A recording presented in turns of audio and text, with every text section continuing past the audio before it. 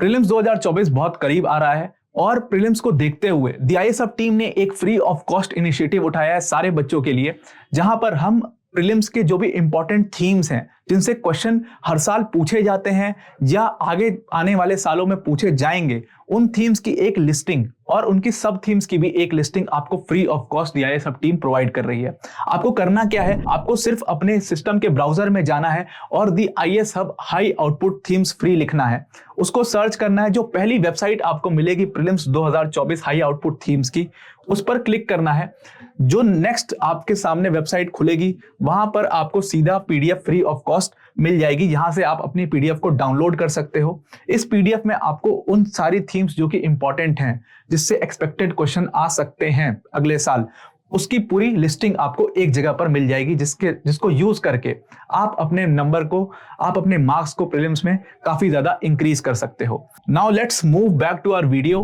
अगर मैं बात करूं वॉलमार्ट की, तो वॉलमार्ट जो है वो दुनिया की सबसे बड़ी रिटेल की कंपनी है। दैट मीन्स एक तरीके की मल्टीपर्पज स्टोर्स हैं, इनके 10,000 से भी ज्यादा स्टोर्स हैं पूरी दुनिया में। एक्चुअली आपको फर्नीचर लेना हो, इलेक्ट्रॉनिक्स लेना हो, ग्रोसरीज लेना हो, कुछ भी लेना हो, वो आपको सब एक ही जगह पर यानी कि वॉलमार्ट के स्टोर में मिल जाएगा। इंडिया में इसका इसी कॉन्सेप्ट का एक स्टोर इंडिया में देखा जाता है, जिसको हम डी मार्ट कहते हैं। बस डी मार्ट जैसा ही ये वॉलमार्ट भी होता है और यहाँ पर आपको सारी तरीके की गुड्स मिल जाते हैं, चाहे वो फर्नीचर हो, इलेक्ट्रॉनिक आइटम हो या ग्रोसरीज हो। इनके पूरी दुनिया में कई सारे हाइपर मार्केट्स और सुपर मार्केट्स हैं। अब अगर इस इतनी बड़ी वॉलमार्ट कंपनी ने इंडिया पर शिफ्ट किया है, जिसकी बात हम करने वाले हैं इस वीडियो में, देखो ये अपने गुड्स के लिए हाईली डिपेंडेंट थे चाइना पर। चाइना से ये अपना मोस्टली गुड्स चाइना से इंपोर्ट करवाते थे और उसको पूरी दुनिया में अपने स्टोर्स पर भेजते थे। बट अब इन्होंने चाइना से शिफ्ट करके इंडिया पर अपना फोकस दिखाया है और इंडिया से भी गुड्स को इंपोर्ट कराना शुरू किया है। ना ही सिर्फ इंडियन मार्केट में इन्वेस्ट कर रहे हैं ये, बल्कि इंडिया के अलावा वियतनाम और थाईलैंड में भी ये इन्वेस्ट कर रहे हैं रेगुलरली। और इस तरीके से जो चाइना की मोनोपोली थी सप्लाई चेन में वॉलमार्ट कंपनी में, वो अब धीरे धीरे खत्म हो रही है और इंडिया, वियतनाम और थाईलैंड जैसे मार्केट्स भी आ रहे हैं वॉलमार्ट कंपनी की सप्लाई चेन में। अब ये चीज इंडिया की इकोनॉमी के पॉइंट ऑफ व्यू से बहुत ही अच्छी बात है कि वॉलमार्ट जैसी कंपनी, अगर आप डेटा की बात करो तो रेवेन्यू बेसिस पर वॉलमार्ट दुनिया की सबसे बड़ी कंपनी है। ये फॉर्च्यून 500 की लिस्ट है, जिसमें आप देख सकते हो कि रेवेन्यू बेसिस पर वॉलमार्ट दुनिया की सबसे बड़ी कंपनी है। जो हम समझते हैं कि अमेजॉन सबसे बड़ी कंपनी है, ऐसा नहीं है। अमेजॉन सेकंड नंबर पर है, वहीं पर वॉलमार्ट जो है वो फर्स्ट नंबर पर आती है रेवेन्यू के मामले में और दुनिया की सबसे बड़ी रिटेल कंपनी बन जाती है वॉलमार्ट। जब इतनी बड़ी कंपनी इंडिया में इन्वेस्ट करेगी तो जाहिर सी बात है कि इंडिया के मार्केट के लिए और इंडिया की इकोनॉमी के लिए ये बड़ी ही अच्छी बात होगी। अगर मैं डेटा की बात करूं आपसे, तो 2018 में वॉलमार्ट सिर्फ 2% अपने गुड्स इंपोर्ट कराती थी इंडिया से। वहीं पर अगर आप चाइना की बात करोगे तो 2018 में चाइना से 80% गुड्स इंपोर्ट कराती थी वॉलमार्ट। अब वहीं पर 2023 में आप देखोगे कि 25% गुड्स इंडिया से इंपोर्ट कराती है वॉलमार्ट। वहीं पर 80% से गिर करके चाइना का इंपोर्ट जो है वो सिर्फ 60% बचा है।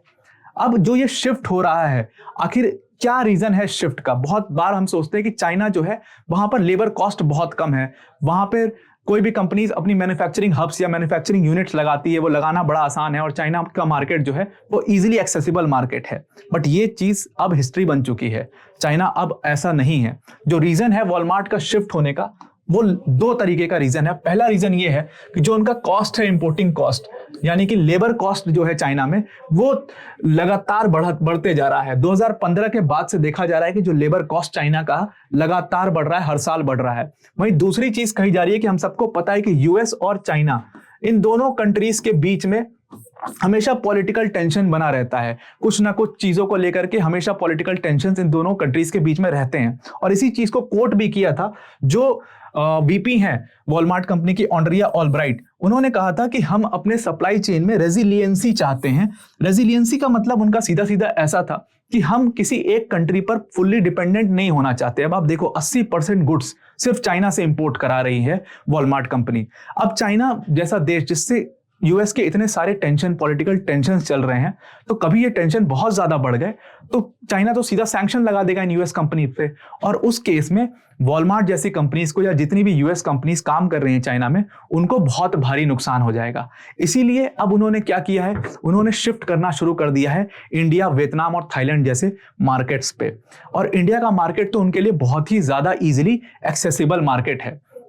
अगर आप बात करोगे पहले रीजन की कि जो लेबर कॉस्ट है, तो यूएस की एक रिसर्च फर्म है, उसने एक डेटा निकाला। उसने 7 सिटीज, जो 7 मेजर सिटीज हैं इंडिया की, उनके लेबर कॉस्ट को और चाइना की मेजर 7 सिटीज के लेबर कॉस्ट को कंपेयर किया और फिर अपना ये डेटा निकाला। अगर आप देखो, इंडिया की सिर्फ दिल्ली एक सिटी है जिसमें लेबर कॉस्ट $100 से ज्यादा हो रहा है, वरना बाकी सारी सिटीज में $100 से कम लेबर कॉस्ट है। और वहीं पर अगर आप चाइना से कंपेयर करोगे तो चाइना की सारी सिटीज में अराउंड $200 का लेबर कॉस्ट होता है। अब जो वॉलमार्ट जैसी कंपनीज हैं, ये बहुत बड़े स्केल पर लेबर्स को, जो अनस्किल्ड लेबर्स हैं, उनको अपने यहाँ पर हायर करती हैं।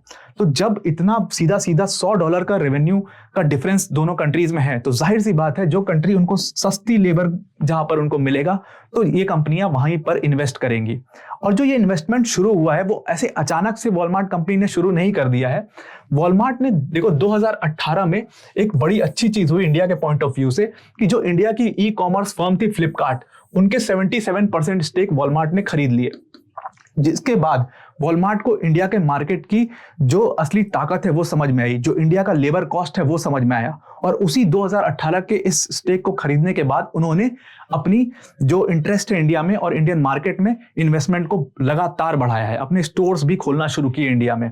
वहीं पर जो ऑन्ड्रिया ऑलब्राइट वीपी थी वॉलमार्ट की, उन्होंने एक चीज और कही कि अभी ऑलमोस्ट $3 बिलियन के गुड्स इंडिया से इंपोर्ट कराता है वॉलमार्ट, बट 2027 तक उनका टारगेट है कि ये जो $10 बिलियन के गुड्स इंडिया से वॉलमार्ट इंपोर्ट कराएगा। अब आप इससे समझ सकते हो कि किस तरीके से ये इंडिया की इकोनॉमी के लिए बड़ी अच्छी न्यूज है।